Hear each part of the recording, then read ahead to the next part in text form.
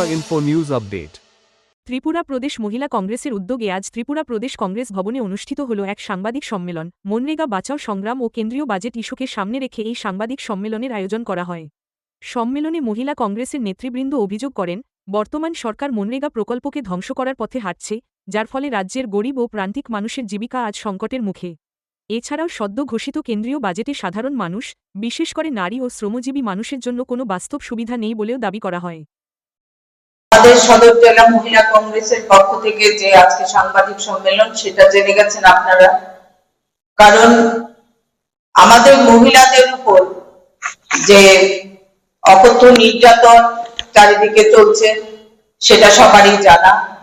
তৎসঙ্গে BJP সরকার মহিলা সশক্তিকরণের কথা সবসময় বলে, কিন্তু দেখা গেছে মনরেগা অ্যাক্টের মাধ্যমে যে সমস্ত মহিলারা এই শ্রমিক ছিল, তাদের অর্থনৈতিক দিক দিয়ে দুর্বল করা হচ্ছে মনরেগা বাতিল করার পরিকল্পনা অনুযায়ী। বিবি গ্রামজি যে প্রকল্প তারা তৈরি করেছে, সেটা শুধু মানুষদের অর্থনৈতিকভাবে দুর্বল করাই নয়, পঞ্চায়েত রাজকেও খর্ব করা হয়েছে এখানে। তো আমরা ত্রিপুরা প্রদেশ কংগ্রেসের সাথে ত্রিপুরা প্রদেশ মহিলা কংগ্রেসও এই আন্দোলনে সামিল হয়েছি এবং আমাদের সমস্ত দাবি দাওয়া, বিশেষ করে মনরেগা পুনর্বহালের দাবি এবং রেগা শ্রমিকদের ন্যূনতম মজুরি 400 টাকা দাবি জানিয়ে আমরা এই আন্দোলনে সামিল হয়েছি এবং তাদের আইনি অধিকার যেটা ছিল সেটা যেন ফিরিয়ে দেওয়া হয়, জবাবদিহিতার অধিকারকেও ফিরিয়ে দিতে হবে, তবেই আমরা আন্দোলন প্রত্যাহার করব। তার আগে আমাদের জাতীয় কংগ্রেসের সভাপতি শ্রী মল্লিকার্জুন খাড়গেজি এবং আমাদের বিরোধী দলনেতা সংসদের শ্রী রাহুল গান্ধীজি কর্মসূচি হিসেবে যে সারা দেশে যে মনরেগা পুনর্বহালের দাবি নিয়ে আন্দোলন চলছে, সেটা ত্রিপুরা প্রদেশ কংগ্রেস এবং ত্রিপুরা প্রদেশ মহিলা কংগ্রেসও এই আন্দোলনের এবং মনরেগাকে পুনর্বহাল করার দাবি জানিয়ে আমরা এই আন্দোলনে সামিল হয়েছি। তার জন্য এর মধ্যে প্রতিটি জেলায় আমাদের মহিলা কংগ্রেসের তরফ থেকে ধর্মনগর, কৈলাসহর, আমবাসা, তেলিয়ামুড়া, বিলোনিয়া এবং উদয়পুর জেলা আর আজকে সদর জেলায় সম্পন্ন হয়েছে। প্রায় প্রতিটি জেলায় সাংবাদিক সম্মেলন অনুষ্ঠিত হয়েছে। তার জন্য পরবর্তী যা কর্মসূচি আসবে সেটা আমরা ব্লক স্তর এবং বুথ স্তরেও নিয়ে যাব। ধন্যবাদ। আজকে সাংবাদিক বন্ধুদের এই সাংবাদিক সম্মেলনে আমরা স্বাগত জানাই। আমি প্রথমে বাজেট নিয়ে কিছু বলতে যাচ্ছি। গত 1 ফেব্রুয়ারি রবিবার কেন্দ্রীয় অর্থমন্ত্রী নির্মলা সীতারামনজি সংসদে 25-26-এর এক বাজেট পেশ করেছেন। এই বাজেটের প্রতি দৃষ্টি আকর্ষণ করলে প্রথমে দেখা যায় এই বাজেটে কোনো রকম অপ্রত্যাশিত চমক নেই। সাধারণ মানুষের আয়কর ছাড়ে কোনো প্রস্তাব নেই, নতুন করে কোনো ইতিবাচক কিছুই নেই। দেশের শ্রমজীবী মানুষ, গ্রামীণ মানুষের জন্য এই সরকার ভাবার তো সময়ই পান না। তার প্রতিফলন দেখা গেল কতগুলি নতুন ভবিষ্যৎ ভারত, দীর্ঘমেয়াদী বৃদ্ধি কিংবা বিনিয়োগ বান্ধবের মতো অনেক প্রতিশ্রুতি নিয়েই তারা ব্যস্ত। গরিব, শ্রমজীবী, মেহনতি, বঞ্চিত অংশের মানুষের তারা চিন্তা করার কোনো অবকাশ নেই। কৃষি খাতের কোনো স্থান এই বাজেটে আমরা দেখতে পাইনি। কৃষি ঋণ মকুবের কোনো প্রস্তাব নেই। কৃষি সংকট দিন দিন বেড়ে চলছে, যেটা আপনারা দেখতেই পাচ্ছেন। কৃষি আইন নিয়ে অনেক অনেক সংগ্রাম এখন অবধি চলছে। কৃষকরা ন্যূনতম মজুরি, তাদের যে উৎপাদিত ফসল, সেই ফসলের তারা ন্যূনতম সহায়ক মূল্য তারা পান না। ফলে কৃষি আয়কে স্থায়িত্ব দায়িত্ব দেওয়া এই বাজেটে সম্পূর্ণ তারা এড়িয়ে গেছেন। রাজ্যগুলোকে অর্থ সাহায্যের পরিমাণ কয়েক লক্ষ লক্ষ কোটি টাকা তারা কমিয়ে দিয়েছেন। অর্থমন্ত্রী, এবার আসি যুব শক্তির প্রসঙ্গে। যুব শক্তির কথা বলতে গেলে প্রথমেই দেখা যায় শিক্ষা ও স্বাস্থ্য এই দুটি ক্ষেত্রে মাননীয় সীতারামজি মহাশয়া পুরো অবহেলা করে গিয়েছেন। কৃত্রিম বুদ্ধিমত্তা খাতে ভারত বিনিয়োগ করবে, পরিষেবা ক্ষেত্রে জোর দেবে ইত্যাদি অনেক অনেক কথা উনি বলেছেন। কিন্তু দেশের শ্রমশক্তির গোড়ায় যদি গন্ডগোল থাকে, অর্থাৎ প্রাথমিক শিক্ষা ক্ষেত্রে যদি ঘাটতি থাকে, তাহলে উচ্চমানের প্রশিক্ষণ তারা কিভাবে অর্জন করবে এবং বিশ্বমানে গিয়ে এইসব যে শ্রমের দক্ষতা তারা কিভাবে দেখাবে, যদি প্রাথমিক স্তরে এইসব শিশুরা, যুবকরা যদি কোনো সাহায্যই না পায়। এবার আসি কাজেই বিশ্বের যে প্রতিযোগিতা হবে, সেই প্রতিযোগিতা তারা কিভাবে তারা করতে পারবে আমি বুঝতে পারছি না। অথচ বলেছেন বিশ্বের বাজারে সব যুব শক্তিকে তারা দেখতে চায়। কাজেই শ্রমের যে দক্ষতা প্রয়োজন তা অর্জনের কোনো উপায় এই বাজেটে দেখা গেল না। এবার আসি স্বাস্থ্য। শিশু কিশোরদের যদি স্বাস্থ্যই না থাকে, তাদের যদি পুষ্টির অভাব থাকে, তবে ভবিষ্যতের শ্রমশক্তি তাদের হয়ে ওঠা সম্ভব নয়। যুবকদের জন্য কিছুই রাখা হয়নি এই বাজেটে। তাছাড়া গরিব, যুব, নারী, কৃষক, তপশিলি জাতি, জনজাতি, ওবিসি স্বার্থের পরিপন্থী এই বাজেট। এক কথায় সারবত্তাহীন এই বাজেট। এবার আমাদের রাজ্যে একটা বিষয় আমি উল্লেখ করতে চাই। আমাদের রাজ্যে মাইক্রো ফাইন্যান্সের মাধ্যমে আমাদের গরিব মেহনতি মহিলারা অনেক ঋণ নিয়ে থাকেন। তারা হয়তো দুটো চারটে ঋণ তারা দিয়ে, দুটো চারটেও না, দুটো তিনটে ঋণ তারা কোনোভাবে এটা পরিশোধ করেন, তারপরে তারা এটা দিতে পারে না। ফলে ওইসব মহিলা, শ্রমজীবী গরিব মহিলারা ভীষণভাবে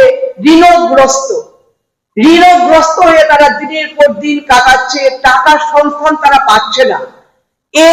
এক্ষেত্রে আমি সরকারের কাছে আবেদন রাখবো যেন তাদের ঋণ, এই গরিব মেহনতি শ্রমিক গরিব ঋণ, এই মহিলাদের এই ঋণটা পরিশোধ করে সরকার তাদের প্রতি একটা বিশাল মনোভাব দেখান। আদারওয়াইজ এই মহিলাদের স্বার্থে আমরা একটা বিশাল সামনে একটা সংগ্রাম করতে বাধ্য হব। সদর জেলা মহিলা কংগ্রেসের পক্ষ থেকে আমি আমার সাংবাদিক ভাই বোনদেরকে জানাই অভিনন্দন এখানে আসার জন্য। আজকে আমরা এই সাংবাদিক সম্মেলনে আমার আমন্ত্রিত প্রদেশ কংগ্রেসের সভানেত্রী পীঠাদেব মহোদয়া উপস্থিত আছেন প্রদেশ মহিলা কংগ্রেসের সভানেত্রী সর্বাণী ঘোষ চক্রবর্তী মহোদয়া, এখানে আছেন সদর জেলার সভাপতি তন্ময় রায় মহোদয়, এখানে আছেন রাজ্য মহিলা কংগ্রেসের সহ সভানেত্রী সুভদ্রা চক্রবর্তী মহোদয়া, আর আছেন সদর জেলার মহিলা কংগ্রেসের সাধারণ সম্পাদিকা সুমনা সাহা। আজকে আমরা এখানে সাংবাদিক সম্মেলন আপনাদেরকে ডাকার উদ্দেশ্য হলো, আপনারা জানেন সারা ভারতবর্ষে মনরেগা বিষয় নিয়ে একটা মনরেগা বাঁচাও সংগ্রাম একটা অভিযান চলছে। তো আমরা ভারতবর্ষের সর্বভারতীয় মহিলা কংগ্রেসের সভানেত্রী অলকা লম্বাজির নির্দেশে আমরা সদর জেলা মহিলা কংগ্রেস আজকে একটা সম্মেলন দেখেছি। মনরেগা বাঁচাও সংগ্রাম নিয়ে আমি আপনাদের মাধ্যমে যাতে জনসাধারণ জানতে পারে কয়েকটা পয়েন্ট আমি এখানে তুলে ধরবো, বাকি আমার দিদিরা আপনাদেরকে বলবেন সবকিছু। তো আমাদের আপনারা জানেন 2005 সালে আমাদের ইউপিএ চেয়ারপারসন সোনিয়া গান্ধীজি আর ডক্টর প্রয়াত মনমোহন সিং, প্রধানমন্ত্রী মনমোহন সিং এর হাত ধরে এনজিএনরেগা প্রকল্প চালু হয়েছিল। সেই এনজিএনরেগা এমন একটা ছিল যে আইনের আওতায় ছিল, মানুষ গ্রামগঞ্জে এই এনজিএনরেগা থেকে খুব উপকৃত হয়েছিলেন। আমাদের ভারতবর্ষের যে জালিয়াতি জুমলা সরকার, বিজেপি সরকার, সেই এনজিএনরেগা প্রকল্পকে বাতিল করে ওনারা ভিবি গ্রামজি একটা প্রকল্প চালু করেছেন। সেই প্রকল্পতে দেখা গেল গরিব মানুষদের পেটে, একদম সত্যি কথা যেটা, গরিব মানুষের পেটে লাথি মারা, আর কিছু না। এনজিএনরেগা এমন একটা প্রকল্প ছিল সেখানে গরিব মানুষরা কাজ না থাকলেও 15 দিনের মধ্যে কাজের দাবিটা ওনারা করতে পারতেন এবং ভাতা পেতেন। তো আজকে আমি আপনাদের মাধ্যমে যে এনজিএনরেগা আর মোদী সরকারের পরিবর্তনের নাম বিবি গ্রামজি, এই কয়েকটা পয়েন্ট আমি এখানে আপনাদের সামনে তুলে ধরবো। এনজিএনরেগা অধিকার আপনার পরিবারের প্রতি বছর কমপক্ষে 100 দিনের কাজের আইনি গ্যারান্টি ছিল। এনজিএনরেগা থেকে মানুষ কিরকম উপকার হতো? ভারতের প্রতিটি গ্রামে এনজিএনরেগা চালু ছিল। আপনি সারা বছর ধরে কাজ দাবি করতে পারতেন এই এনজিএনরেগা থেকে। ন্যূনতম মজুরি আইনে একটা নিশ্চয়তা ছিল এনজিএনরেগা থেকে। 3 নম্বর, গ্রাম পঞ্চায়েত বলে আপনাকে আপনার পঞ্চায়েতের উন্নয়নের জন্য প্রকল্পগুলো কাজ দিত, কাজ পাওয়া যেত। তার মধ্যে কেন্দ্রীয় সরকার এনজিএনরেগা দিনে আপনার মজুরির 100% পরিশোধ করত। তাই রাজ্য সরকার আপনাকে কোনো চিন্তা বা অসুবিধা ছাড়াই তারা কাজ দিয়ে দিত। তো মোদী সরকারের পরিবর্তনটা হলো অনেক অবাকের বিষয়। উনি যে নামটা বিবি গ্রামজি পরিবর্তন করেছেন, সেই গ্রামটাতে দেখা গেল মোদী সরকার যখন ইচ্ছা করবে তখন আপনাকে কাজ দেবে। আপনারা কাজ করার কোনো আইনি গ্যারান্টিও নেই এই বিবি গ্রামজি জায়গা থেকে। মোদী সরকার যখন সিদ্ধান্ত নেবে তখন আপনি কাজ করবেন। মোদী সরকার কর্তৃক নির্বাচিত গ্রামগুলিতেই কেবল কাজ দেওয়া হবে, ওনার পছন্দ মতো গ্রামগুলোতেই উনি কাজ দেবেন। তখন কিন্তু কাজ পাওয়া যাবে না, কাজ আপনি পাবেন না। তার মধ্যে মোদী সরকার আপনার মজুরি ইচ্ছা মতো নির্ধারণ করবে, ওনার ইচ্ছা মতো উনি মজুরি দেওয়ার পরিকল্পিত নিয়েছেন। তো এনজিএনরেগাতে কিন্তু এরকম পরিকল্পনা ছিল না। তার আপনি কোথায় এবং কি কাজ করবেন সেটা মোদী সরকার চিন্তা করবে, কাজটা আপনি কোথায় করবেন। তো ঠিক আছে, তারপর বিবি গ্রামজি এটা ঠিকাদারদের হাতের মধ্যে তুলে দেওয়া হয়েছে। ঠিকাদার যখন কাজ দেবে তখনই আপনারা করবেন, নাহলে কাজের দরকার নেই। তার মানে রাজ্য সরকারগুলিকে এখন আপনার বেতনের 40% দিতে হবে। খরচ বাঁচাতে তারা হয়তো কাজ একেবারেই দেবে না। তো আমি বলবো যে বিজেপি সরকার মানুষকে, গরিবের মানুষের সরকার তো কিছুতেই হতে পারে না, কারণ এনজিএনরেগা থেকে গরিব মানুষ উপকার পেয়েছে, বিবি গ্রামজি থেকে ওনাদের কোনো গরিবের কোনো পরিকল্পিত কোনো কিছু উপকারের আমি দেখতে পাচ্ছি না। তো আমি এইটুকুই বলবো যে এনজিএনরেগার নাম যদি মোদী সরকার চাইছে মুছে দিতে, এনজিএনরেগার নাম মুছা যাবে না। এনজিএনরেগা অধিকার আবার ফিরিয়ে দিতে হবে। যতদিন অবধি এনজিএনরেগা অধিকার আমরা ফিরে না পাই, আমরা আন্দোলন চালিয়ে যাব। আমরা গরিব জাতীয় কংগ্রেস, আমরা গরিব মানুষের জন্য কাজ করতে পছন্দ করি, আমাদের নিজের স্বার্থের জন্য আমরা কোনো কাজ করি না। আর এটুকুই বলবো যে অধিকারের জন্য আমরা যতটুকু পারি আমরা এটা নিয়ে আইন আন্দোলন করে যাব। তো আমি আপনাদের মাধ্যমে আমাদের আজকে এনজিএনরেগার কয়েকটা পয়েন্ট আমি তুলে ধরলাম সদর জেলার পক্ষ থেকে। আমি বাকি আর বলবো, এখানে আমাদের প্রদেশ কংগ্রেসের সভানেত্রী পৃথাদেব দিদি আছে, আর মহিলা বিষয় নিয়েও কিছু বলা হবে। ভারতবর্ষের নারীরা কিরকম নির্যাতিত হচ্ছে আর স্বাস্থ্য দপ্তর কিরকম আছে সবই আমরা আজকে সদর জেলার পক্ষ থেকে তুলে ধরা হবে। আমি এখানে বলবো পৃথাদের দিদিকে কিছু বলার জন্য। Subscribe to Tripura Info and press the bell icon so that you never miss any latest updates and news on Tripura.